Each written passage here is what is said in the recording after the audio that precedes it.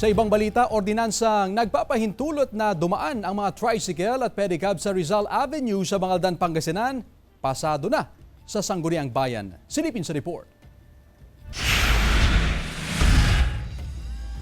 Maganda ang pasok ng taong 2025 para sa mga pedicab at tricycle drivers sa Bangaldan, Pangasinan. Answered prayer kung may tuturing ang pagkapasa ng ordinansa nagpapahintulot sa kanila na makadaan sa Rizal Avenue.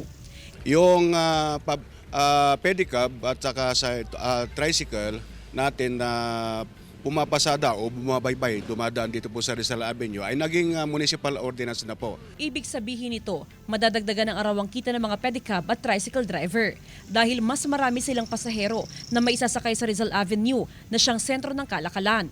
Mas maganda man pag makakapasok kami para yung mga kasama namin kumita din.